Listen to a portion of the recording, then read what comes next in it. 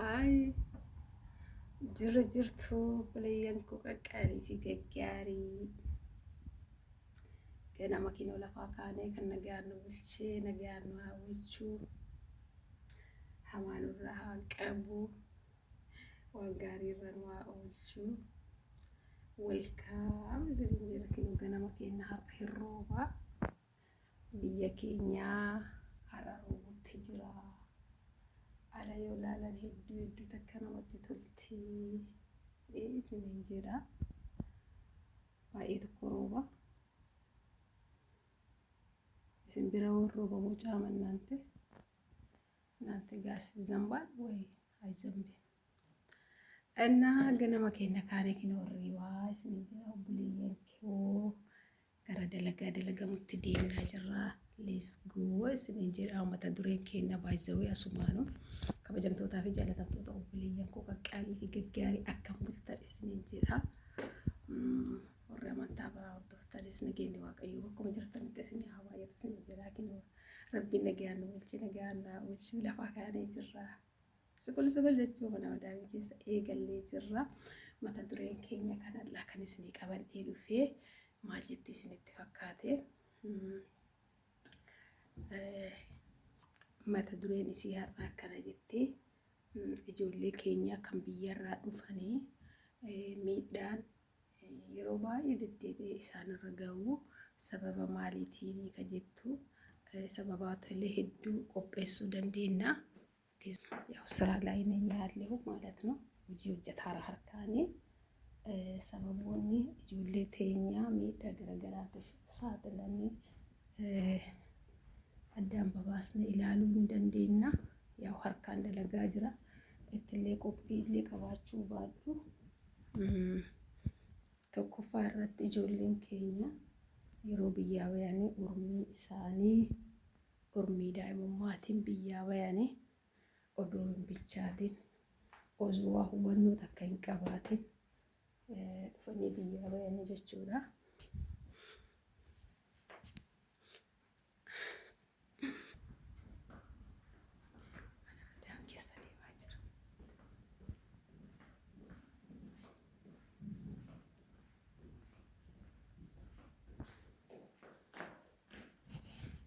Jirtuu faamilii hojii qaqqalleeti jirra. Welcome isiniin jedha. Amochuu jira taa'ee hojii keenya kan ganamaati kuni.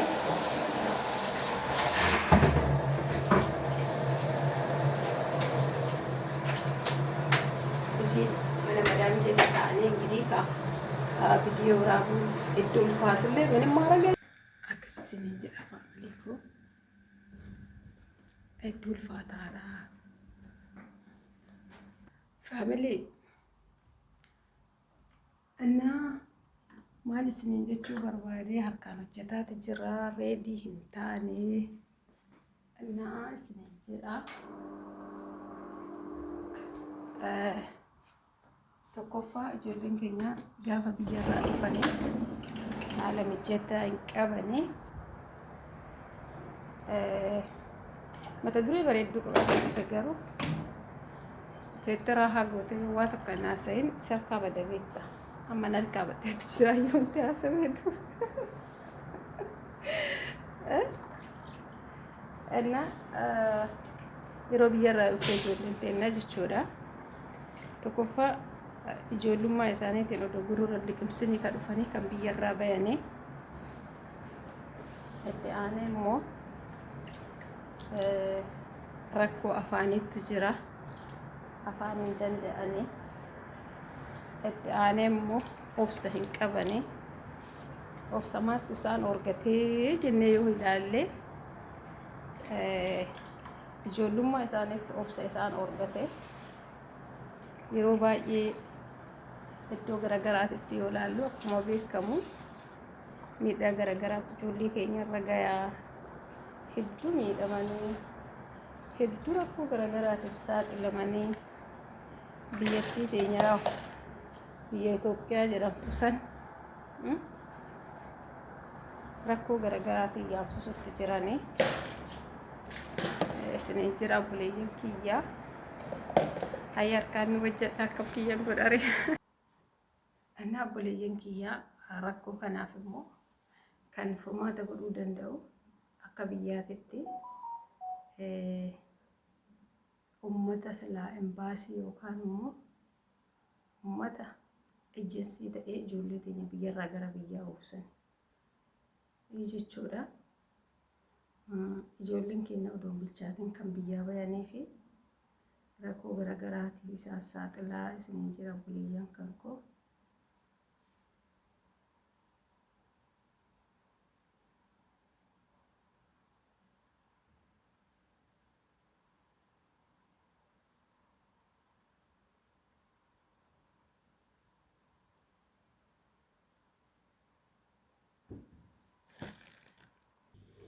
Ana buleeyyan tiyya rakkoo garaagaraatiif wanti ijoollee keenya saaxilaa jiru wanta kana gaafa biyya namaa kanaa ba'anii gaafa biyya ofiitii bayanii biyya namaa dhufanii alaafinnata itti kennama. Alaafinnata manaatti yookaan immoo itti gaafatamummaa manaatti itti kennatama. Ijoollee waggaa 17, ijoollee waggaa 16 biyaas ijoolleen keenya ijoolleen biyyarraa dhufanii yoo xiqqaate umriin isaanii ijoollee waggaa 16ti. Ijoollee waggaa 16ti. Miidlii bakka ijoollee waggaa 16ti. Ijoollee waggaa 16 kanatti gaafa as kennanii alaafinnata tu kennamaa jechuudha. Gaafa as ga'anii jedhanii alaafinnata itti kennama. So sanii fi ijoolleen keenya osoo yoo bilchaatan amma haadhaaf abbaalleen itti gaafatamummaa guddaa qabdi beektaa ijoollee as biyya namaa ga'anii rakkatan kanaaf. Itti gaafatamummaan isaan qaban maali yoo jennee tokkoffaa irratti ijoolleen isaanii odoo bilchaatiin biyyarraa bayanii itti aanee immoo barnoota gahaa odoo hin qabaatiin kan guyyaa tokko mana haadhaa keessatti itti gaafatamummaa maatii fudhatee maatii bulchee hin dandeenyetu biyya Arabaa erkine. Haa ta'u malee namni tokko garii rakkoo biyyaa baya beektanii biyya tana yeroo biyyaa bayanii namni garii rakkatee biyyaa baya namni garii immoo morka biyyaa baya. Fakkeenyaaf namni tokko ijoollee ofii kana nama biraa laalee jechuudha. Hawaasuma biraa laalee ijoollee biraa kan biyya Arabaa dhufanii dalagatanii waan garaagaraa godhatanii jedhan gaafa arganii ijoollee isaanii mana barnootaatti baasanii maal godhanii akka biyya Arabaa deemtee daladduu godhanii jechuudha. Namni tokko immoo rakkateetuma jireenya ofirraa jijjiiruuf jireenya ofirraa dhiibuuf gara biyya namaa tana dhufa. So kana keessatti yoo amma gadi qabnee kan ilaallu taate jechuudha. Itti gaafatama ilmaan amma miidhaan irra gayaa jiru kana kun immoo hireedha beektan iddiliidha carraadha. Maybe yeroo tokko carraallee bakka yaanne yookaan immoo mana gaarii yookaan mana badaa nama geessuu danda'a. Garuuyyuu ijoolleen kun odoo bilchaatiin wayii qabaatanii odoo hedduu gorora liqimsanii nama guddaa umriin isaanii ka ta'u taate maal taate ijoolleen tun beektanii ni obsiti ni dabarfatti. Garuu immoo ijoolleen kunniin hedduu umriin isaanii mana horachuuf ga'umsa waan hin taaneef ijoollee waggaa 15 fakkeenyaaf mana ni horatan jedhee alla haalaan hin tilmaamuu jechuudha. So kanaafuu itti gaafatamummaa guddaa kan qabu maatiinis itti gaafatamummaa qaba ijoollee isaanii miidhaan irra ga'uu fi akkasumatti immoo ejensoonni biyya keenyarraallee itti gaafatamummaa qabanii jechuudha. Itti gaafatamummaan isaanii maali yoo jettanii ejensiin biyya keenyaa fakkeenyaaf baaspoora irratti fakkeenyaaf yeroo waraqaa baasapoora baafatanii mucayyoo umriin isii waggaa 15 takka fakkeenyaaf waggaa 20 jedhanii guutan yookaan immoo waggaa 24 yookaan bakka waan akkasii saffaa jedhanii guutanii jechuudha. So kanaafuu waan kana silaa ejensoonni biyya keenyaatu xiyyeeffannoodhaan gadi qabiidhaan odoo kan ilaalan taate waan kana argachuu danda'anii jechuudha. Itti gaafatamummaa tokkoffaa kan qabu maatiidha. Ilma isaa mucayyoo isaa jechuudha. Odoo bilchaate oduu biyya namaa deemtee dalaguuf ga'umsa hin qabaatin kan biyyaa baasu maatiin itti gaafatamummaa qaba jechuudha. Itti aansee ejensoonni teennaa jechuudha. Ejensoonni teennaa kan biyyarraa ijoollee waggaa 15 kan sobanii baasanii fidanii jedhan kana itti gaafatamummaa qabanii jechuudha. So kanaafuu itti gaafatamummaa jarreessanii qabanii jechuudha. Fakkeenyaaf mucattiin takka mucattii waggaa 15 dhufte gaafa as geette itti gaafatamummaa manaatti itti kennamaa jechuudha.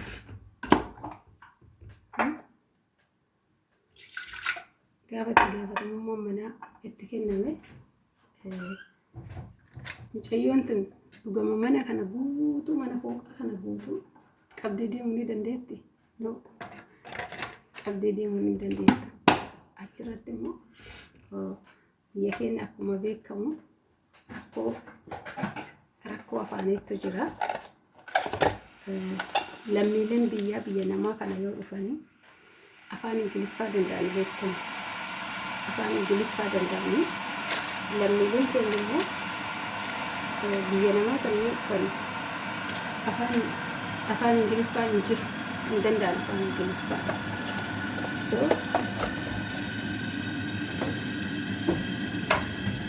kanaafuu uma tokko itti gaafatamummaa tokko hedduu bahuu hin danda'an. Ani fakkeenya ofirraa yeroo kaasuu jechuudha. Yeroo biyya Arabaa tana bismillah jee yeroo biyya Arabaa tana seenuu jechuudha. Ani akkuma dhufeen haa ta'u malee ani biyyatti illee bultii waan qabuufi jechuudha. Itti gaafatamummaa mana kiyyaa bayachaa odoo jiru dhufee yaadni hanga tokko dandeettii qabaa jechuudha. Hanga tokko itti gaafatamummaa maatii kiyyaa ni qaba waan ta'eef biyya tana dhufee yeroo biyya tana dhufu guyyama dhufe saniini jechuudha. Fakkeenyaaf guyyama dhufe saniini kushiinaa na fidanii jechuudha. Kushiinaa seensisanii uffataa fi yuunifoormii fi maalii naa kennanii kallattimaan gara kushiinaa na fidanii. Kushiinaa yoo na fidanii Allah meeshaa jettaa wanni hundi akkanatti gadi afamee jira. Keessaan ani immoo biyya namaa tana yeroo dhufnu ifaajee hedduutu jira kaa. Baadiyyaarraa deemtee fakkeenyaaf biyyarraa deemtee Finfinnee deddeebitee ijoollee Finfinnee irraa fageenya qabdu fakkeenyaaf ni beektan jedhee yaada. Finfinnee irraa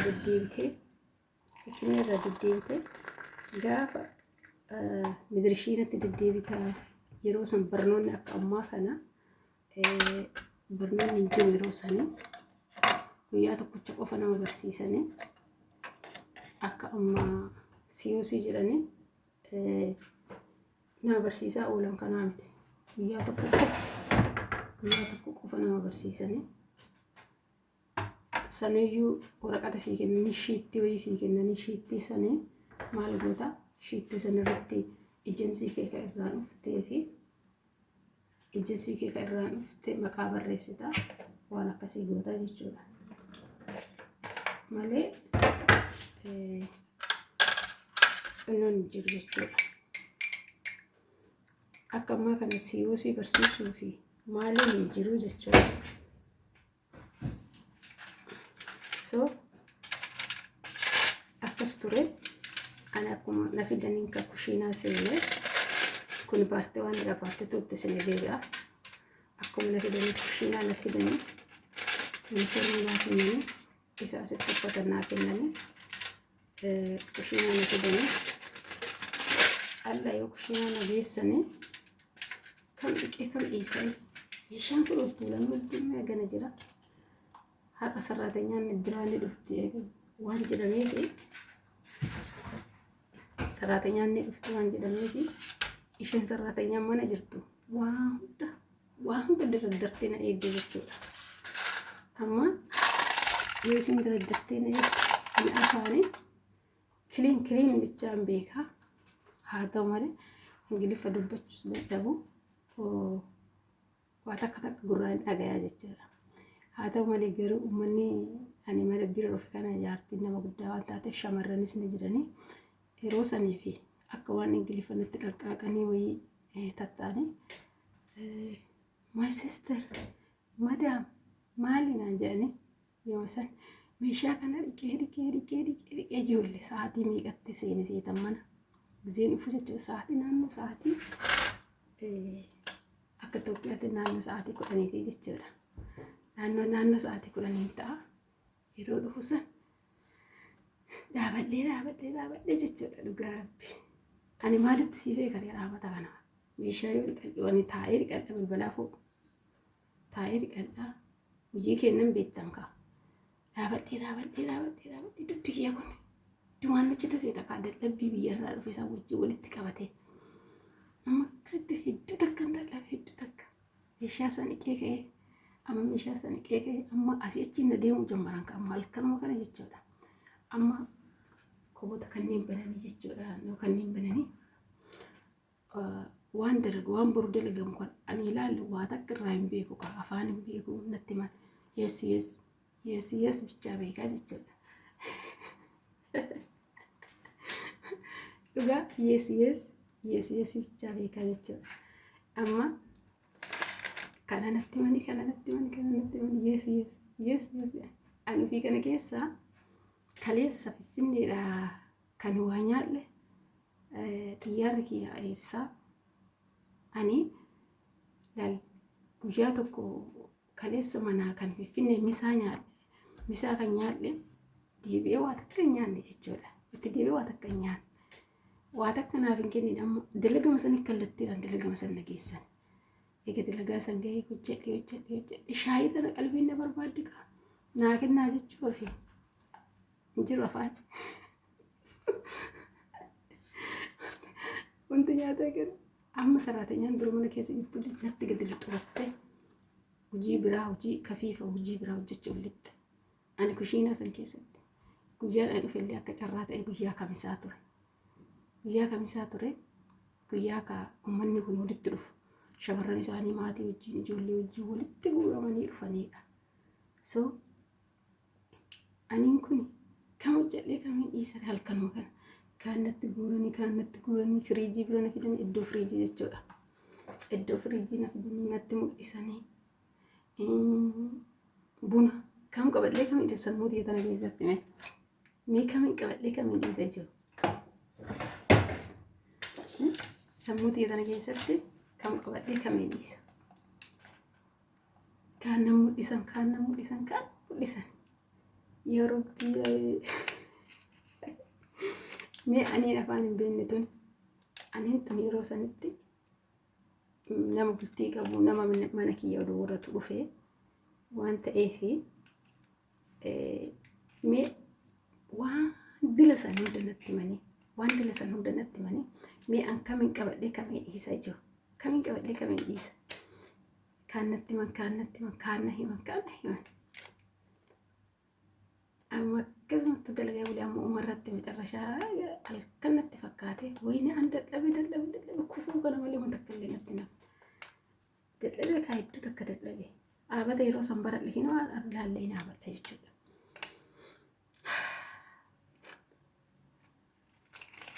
Kufuu kana gahe yeroo kana halkan keessa jechuudha sararteen mala jirsan ashaa jette ani kan du'e kana kaa ruuza nyaachuu irraa hin beeku.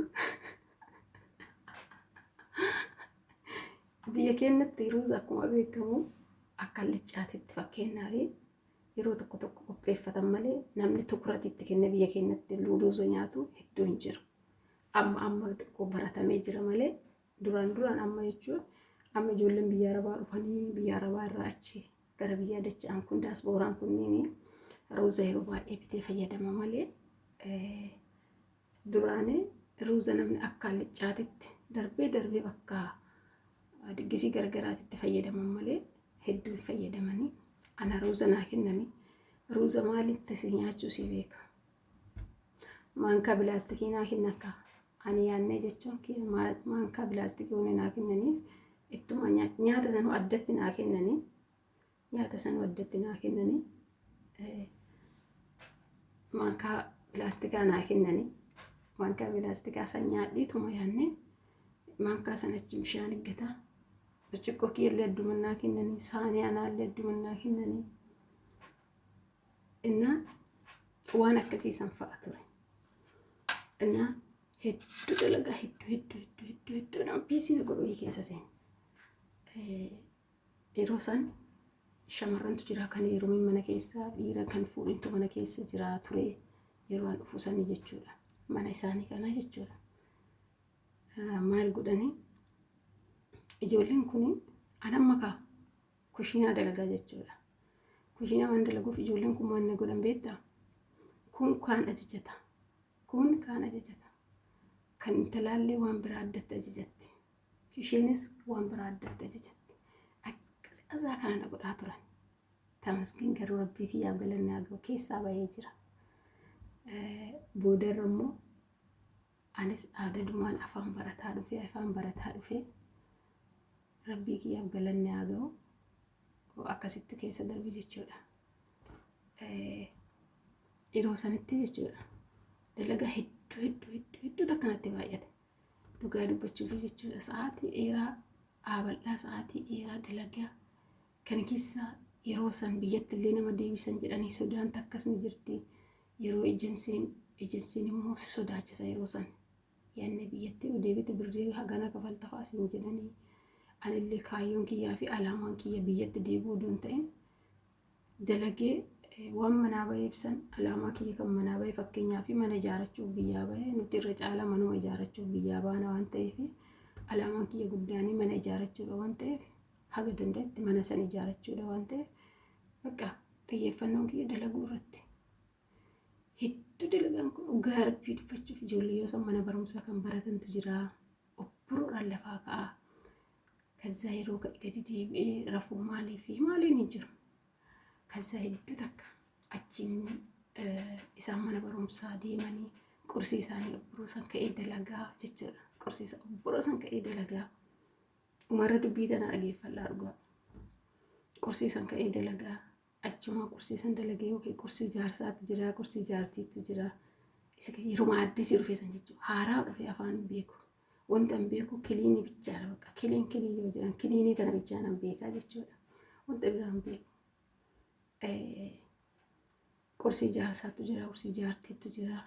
Yoo barbaadan immoo ilmaan fuudhanii mana bayanii jira yoo barbaadan deemanii gadi bu'anii qursii dalagisiin jedhanii kana gootaa kana godhaa ture.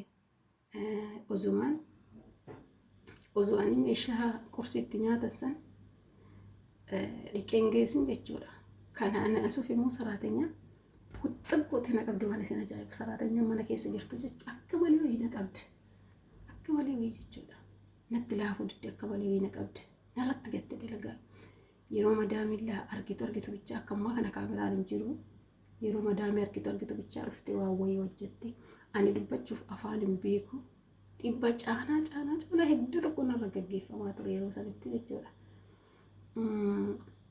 Yeroo madaamii argitu maal gooti saraatenyaatti jettuun na hojii daladdi yookaan gaaziritti yookaan meeshaa wayii fuutee dhiqxe. Yeroo madaamiin xiqqoo achi deemtee immoo deemtee isiinis immoo yookaan bakka hin dhaabatteetu akka televizyiinii kana na laalti.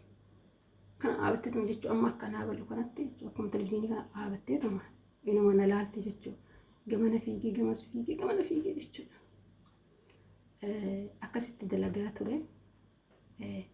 Amma kaa dalagaan kun hedduu takka garuu waan isinii bukeessaa waan natti mankana jechuudha.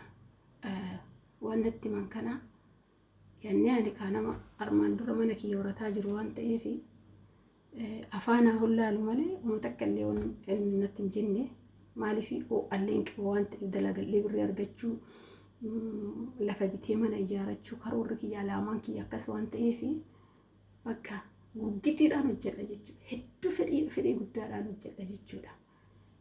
Bakka madaamiin teetu yeroo tokko hedduu takka waan isin dhibu tokko waan hagam mana ajaa'ibu tokko jechuudha. Kilaasii wiitu jira kilaasii isaan yeroo baay'ee ta'an. Kilaasii har'a bishaan itti naqee dhiqe kana afaan hollaaluu irraa jechuudha. Har'a bishaan itti naqee dhiqee saamunaa Cloroxii fi waan garaagaraa kan naqinite bishaan akkana itti naqii dhiqiinaa jette. Okkee jedhee bishaan itti naqee jechuudha. Bishaan itti naqee soofaa isin argitan kana gadi yaasee saalatti jechuudha. Gadi harkisee saalatti gadi yaasee bishaan itti naqee dhiqe. Itti naqee dhiqee akka irraa kana jechuudha. Isin yoo hirriba kaatu kilaasii sun goggogeera. Juuliyaa deebisee itti hafee deebisee soofaawwan ol deebisee yaanne bakka fedhiin xiyya dalaguu waan taateef intala buluu uummata qilleensi fakkaatu afaan barachuu irratti xiyyeeffannoo kee guddaan afaan barachuu irratti meeshaalee na fidan kana meeshaalee maqaan na dhibu kana fakkeenyaaf ni katabadha ture waraqataaf qalama fidadhee dhufee ni kataba beektani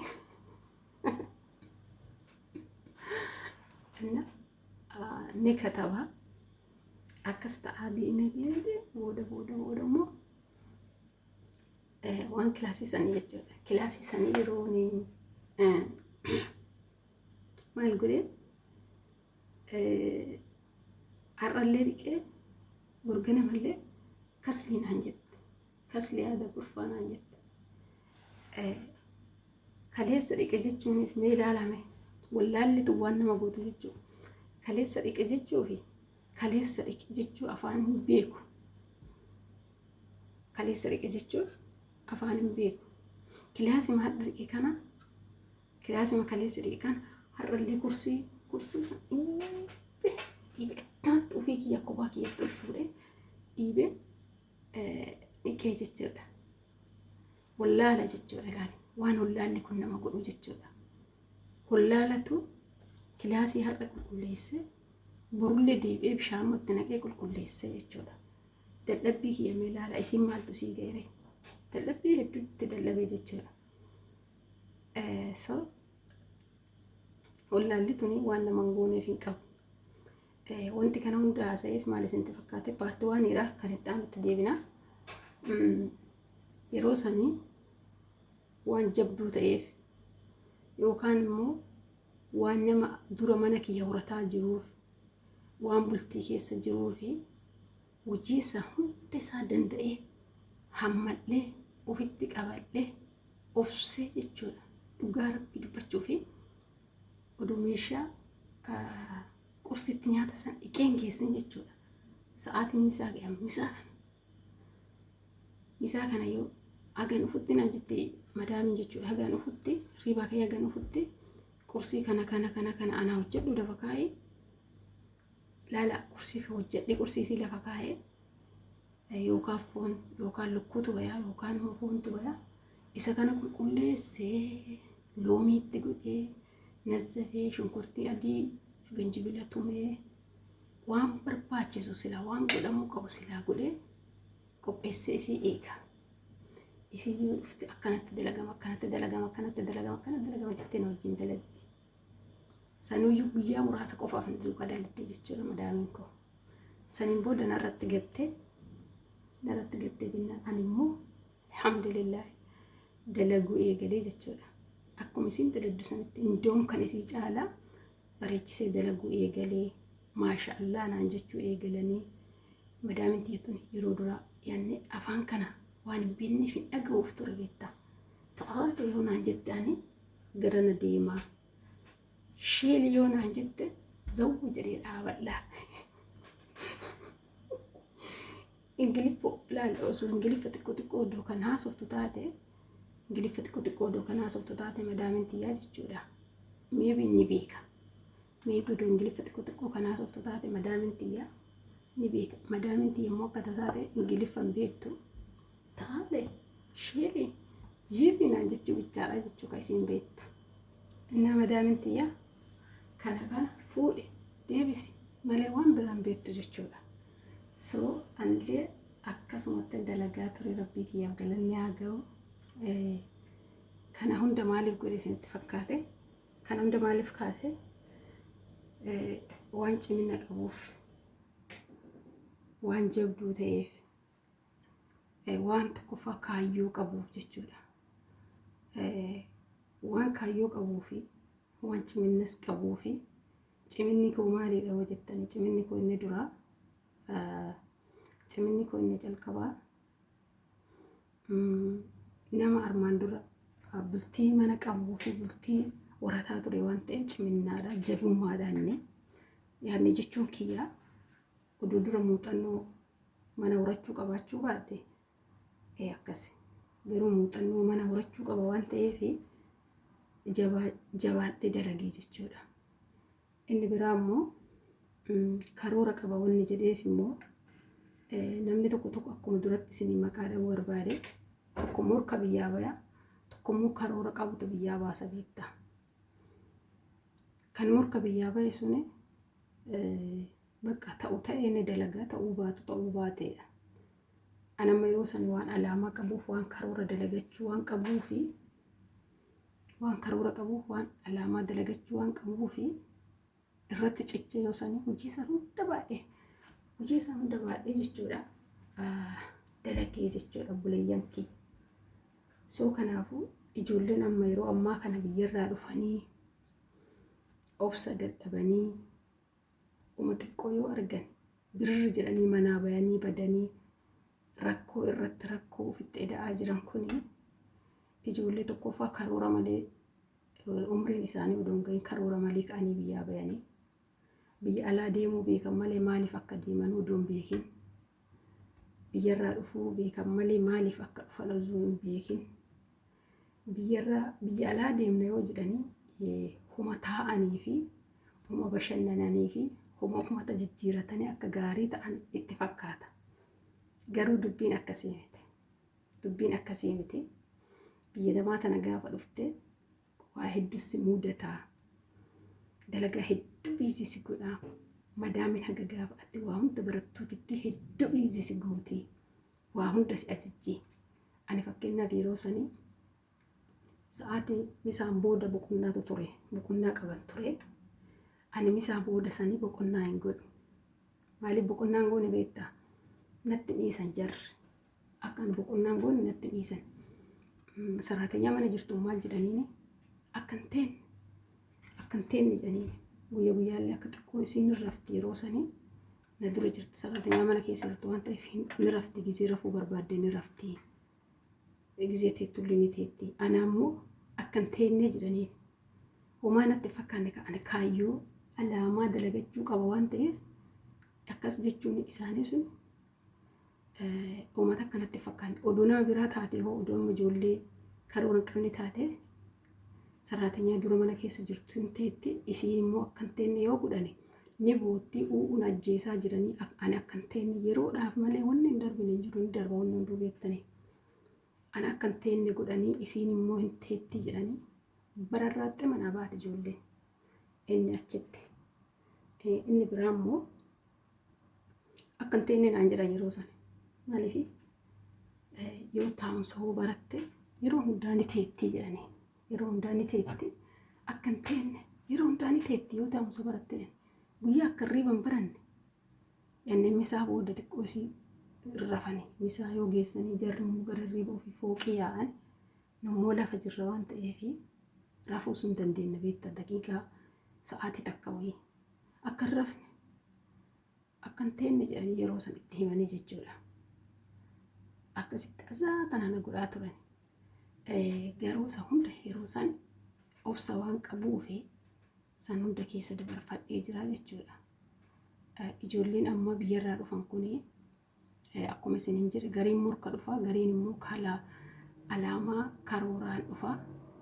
Alaamaa kan qabutu jira gariin immoo kan morka dhufutu jira. Gaafa immoo as ga'anis akkasumatti itti fufanii jechuudha. Soo kanaafuu ani yeroo sanii obsee yeroo san yeroo obseen akkamitti obsaan hedduu takka obsee irra taree uummata akkanatti fakkaan akka guyyaa akkasiin hin teenne kan jedhan sanis uummata dhumatti lakkoofne akka rafne kan jedhan sanillee uummata fakkaanne rabbii kiyya galannee haga alhamdulillah jedheetumaan irra taree jechuudha. Akkas ture. Ijoolleen ammaa jechuudha obsa akkasiisan hin qabani. Obsa akkasiisan hin qabani. gaafa itti gaafatamummaa alaafinnanni manaa gaafa itti kenname gaafas ga'anii maatii mana sanii keessa yoo fakkeenyaaf kushiinaa kan daladdu taate kushiinaa daladdaa itti gaafatamummaa maatii sanii hundasitti fudhata. Yoo kan mana fooqii daladdu taate hundoomsii salphata inni qulqulleessitaa huccuu uffata miiccitaa gaafa san immoo xiqqoo meebisii laafuu danda'a. Uffata miiccuu fi tokkosuu fi mana qulqulleessuun tun illee laaffatti garuu mana kushiinaa gaafa daladdu hedduu ulfaataadha.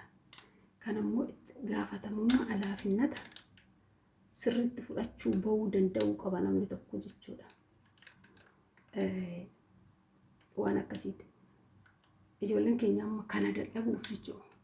Obsa akkanaa kana dhabuu irraa yoo xiqqoo rakkoon takka fakkeenyaaf irra ga'e baay'ee wanti har'a jiru boruun jiru wanta tokko sammuu keenya keessatti inni irraanfachuu hin qabne yeroo baay'ee maal isin fakkaata buliyyaan xiyyaa na caalaas beektanii na caalaas hundi keessanuu akkuma qubni harkaa kun wal caalu ilmi namaa kun wal caala yaadni beekta attasaasabiin isaa jechuudha. Wanti jiru barbaadu nutiin kuni jechuudha. Yaadni namaa kun garagaraa waawwii wanni nu yeroo sammuu keessa kaa'uu qabnu maalidha? Boru guyyaa biraati. Ana amma jecha kana yeroo baay'ee itti fayyadama. Akkasuma guyyaa biraati boruun sun jechuudha. Jecha boru guyyaa biraati jettu tana yeroo baay'ee itti fayyadama. Maaliif har'aan darbee jira. Borummoo wanti dhufu hin beekamu. Wanti boru dhufu ayittaawwaqimsoo kanaafuu boru guyyaa biraati jennee boruu tana sammuu teenya keessatti qabannee akkasitti socho'uu qabnaa jechuudha. Kanaafuu yeroo ammaa tana miidhaan garagaraa ijoollee teenya hedduu irra gayaa jiru. Sababa kanaan tokkoffaa umriin isaanii tokkoffaa odoo hin gahin biyyaa bahuu itti deebi'anii immoo obsa dadhabuu mana namaa kana gaafa dhufte haga afaan baratanii waan wayii ofirraa deebisuu danda'anitti aramni akka malee nama gooti jechuudha. Waa hedduun nama madaalti. Ani yeroo tokko jechuudha fakkeenyaaf ruuza adii fi maaraqii akka har'aa kana hojjette madaamin xiyyaa jechuudha. Waan na goote sawwinaan jette na biraa deemte. Amma salaatanyaan bira jirtu today you cook naan jette akkanumatti jechuu yaanne har'a situ hojjetaa. Madam no naan jette. Madam no today only this you cook naan jette. Isin akkas naan jettuani kaleessa ruuza adii fi maaraqii waan dalagameef anis maal godhe siita akkuma kaleessa dalagamu sanitti hin dalagu siitanii silaa har'a jijjiiramuu qaba wanta biraatti dalagamuu qaba ture. Ani immoo akkasumatti deebisee dalage hedduu takka naan lolte jechuudha yeroo san. Nyaata kaleessa dalagame har'allee isa ruuza adii fi maaraqa hojjette hal'arree waan na jettu hedduu takka naan lolte. Tikkar godhe sammuu tana keessatti yeroo sanarraa jechuudha. Nyaanni har'a dalagame borummoo kan biraa ta'uu qabaasaa amma kaanillee kaa bayyanadhee jijjiiree waallee qayyabachuu eegalee ni barreeffadha ture maqaa wantootaa kana ni barreeffadha. Barreeffachuun tiyya sun yeroo tokko ilaala. Fakkeenya yoo isin kaasee kiliiniksii kana tishuu tana jechuudha. Tishuu tana kiliiniksii anamma isaan asitti jechuudha. Nimmoo sooftiin beenna kaa. Sooftiin beenna. Kiliiniksii yeroo baay'ee madaamatti jedhamte attanni kiliiniksii naan jette. Kiliiniksii tana aniin tuni kiliiniksii tana barreeffadhee jira. Yoo isin attanni kiliiniksii naan jettu barreeffama san dubbisuu deemamoo meeshaa isii as kenne naan jette san fuudhuuf deemame. Barreeffadhee fakkeenyaaf kiliiniksii ta jettu sooftiidha jedhee barreeffadhee lafa kaa'adhe. Wayi keessa darbe kiliiniksiidha jedhee barreeffadhee fakkeenyaaf. Barreeffama barreeffadhee san dubbisuuf deemamoo maqaa wanta kana addaan baafachuuf waraqata kiyya ganaa banamoo meeshaa kana madaamii fiduuf deema. Sanis ilmaa dhiisaa jechuudha.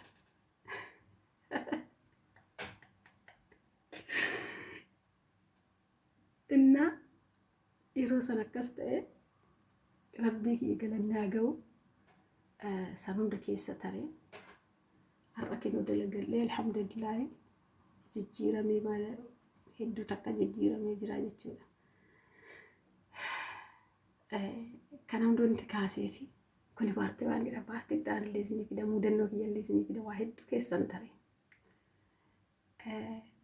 Akkas turee kana hunda wanti godhee fi waan dandeettii mana horachuu dura muuxannoo waan qabuuf alaamaa manaa baheef waan beekuuf maaliif manaa bahe waan kanaaf manaa bahe jedhee waan alaamaa san sammuu xiyya keessa jirtuuf gargora gisee baay'ee boru guyyaa biraati jecha boru guyyaa biraati jettu tuni yeroo baay'ee qalbii xiyya keessa dhufte bakka qalbii xiyya keessa dhufte jechuudha.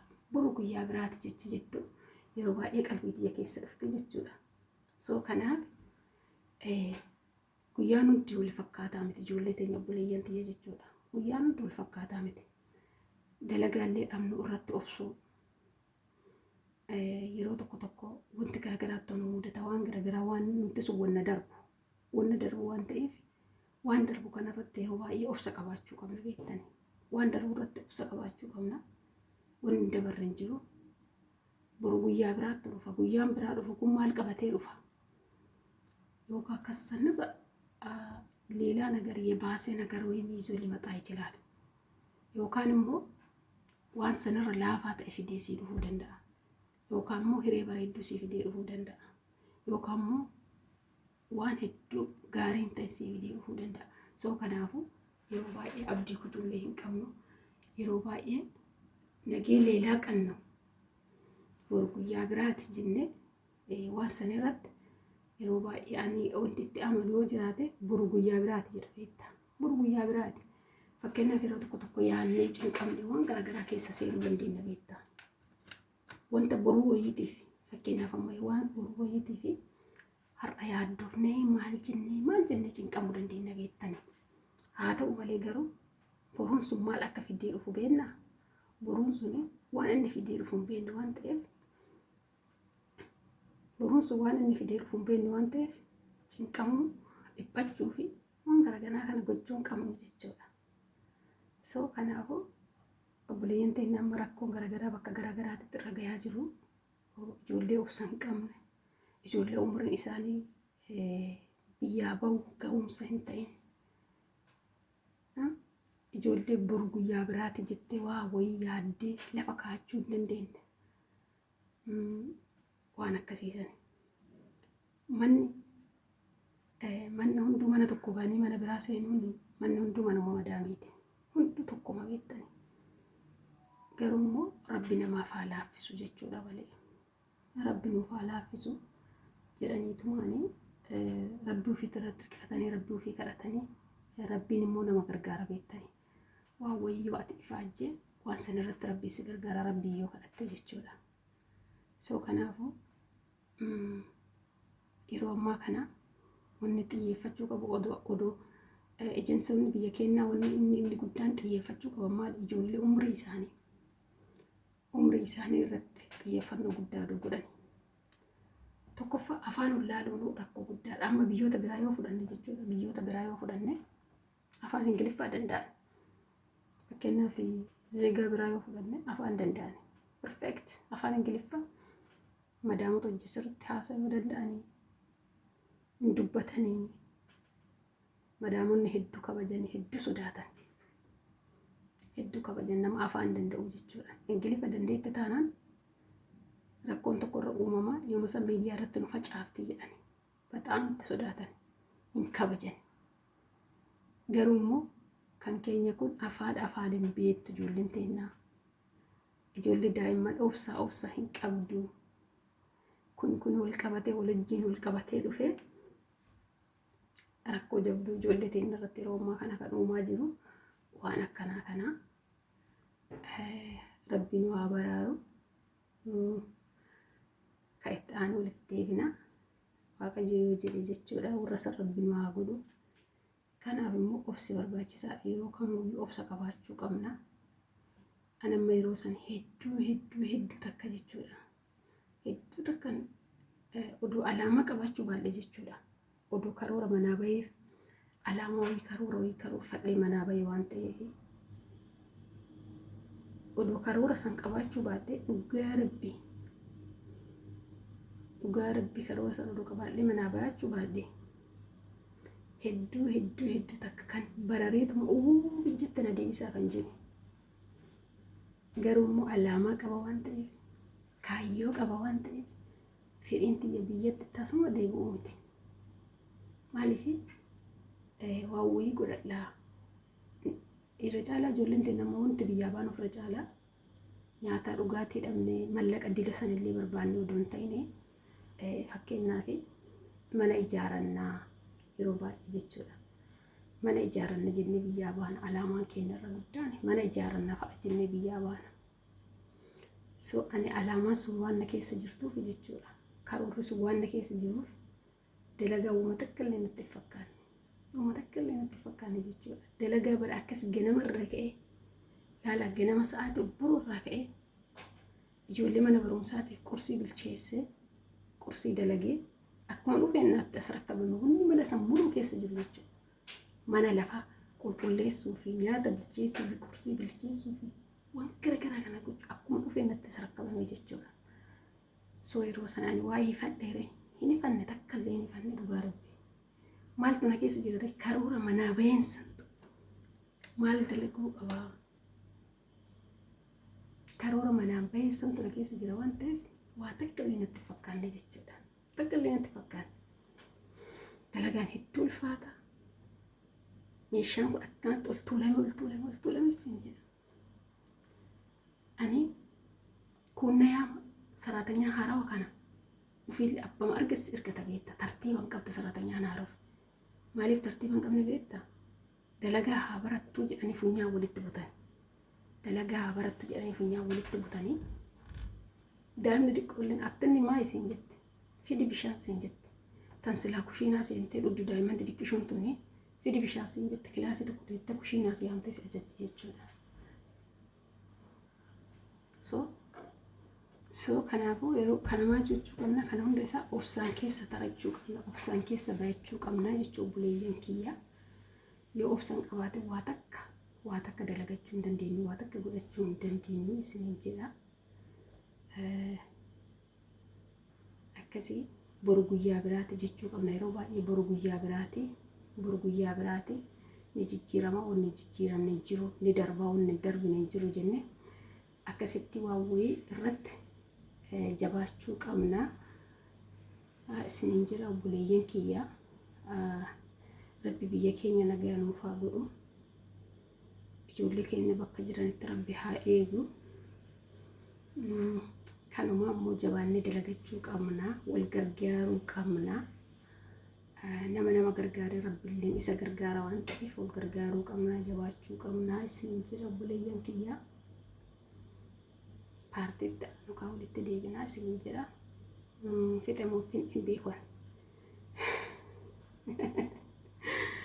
Innaa kana fakkaata yaadni kiyya kaarraa buleeyyan tiyya qaqqaalii fi gaggaarii qaqqacaliiwwanii irratti xiyyeeffadhaa.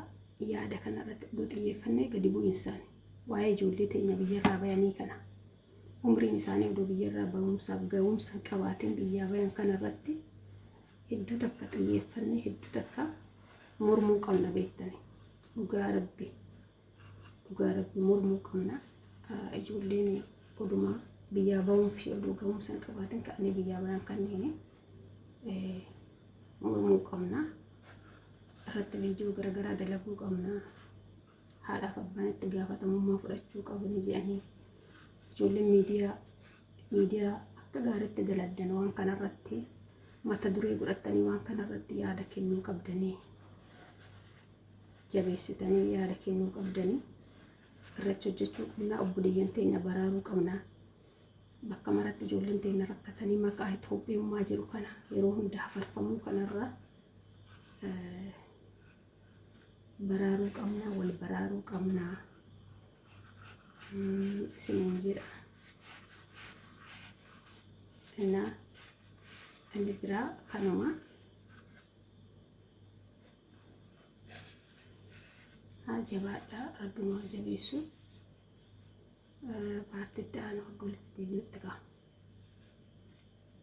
Buliyyeen wakkaalii fi gaggaarii jabaadhaa isiniin jedha. Waan kanarratti ijoolleen miidiyaa irratti fayyadamtan waan kanarratti dalaguu qabdanii, waan kanarratti hedduu takka yeroo hunda lallabuu qabdanii. Rakkoon ijoollee keenya irra gahaa jiru rakkoo kana malee rakkoo biraatiin, rakkoo kana malee rakkoo biraatiin. Tokkoffaan rakkoo afaan wallaaluu, achirraa rakkoo bilchinna dhabuu, rakkoolee akkanaa kanneentu ijoollee keenya irra gahaa jira yeroo ammaa kana. Rakkoolee kana immoo baraaruu fi warri miidiyaa, warri bebeekamoo ta'an oduu irratti hojjetan, warra dhageettii qaban oduu irratti hojjetanii tokkoffaa maqaa biyya keenyaa baraaruu, lammaffaa immoo buleeyyan teenya baraaruu taatee ta'anii sila argamanii akkas ture. Isiniin jedha buleeyyan kee qaqqaalii fi gaggaarii. Har'aafoonni qabadhee dhufe isuma kana paartii lammataatiin akka walitti deebinutti guyyaa gaarii qabaadhaa isiniin jedha. Kanuma ka'a yaadoo qabaattan koomantii naaf kaayaa. Warri maatii naaf hin ta'in maatii naaf ta'a. Ulaa jajjabeessinu yaada qabdan koomantii naaf kaayaa.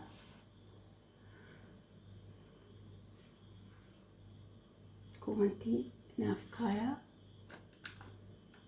Koomantii kaayaa. Koomantii nama fayyada waan ta'eef koomantii kaayaa. Laayikii godhaa. Yaada gaarii lakki yaada gaarii miti jedha. Warri dhageettan godhaa. Laayik saabskiraayib godhuun dagatinaa. Isin jaaladhaa.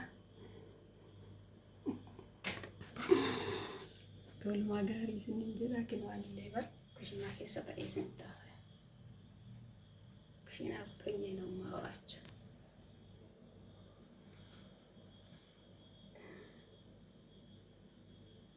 Kushinaa keessa ta'ee isin taasisa. Bakka mijataan qabu achirra immoo dhaabbilee isin taasisa. Qoomee ነው የማወራቸው.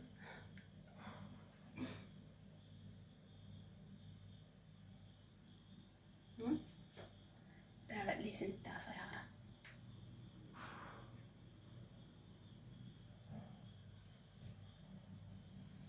Guyyaa gaarii isiniif haa ta'u buleeyyan kiyyaa.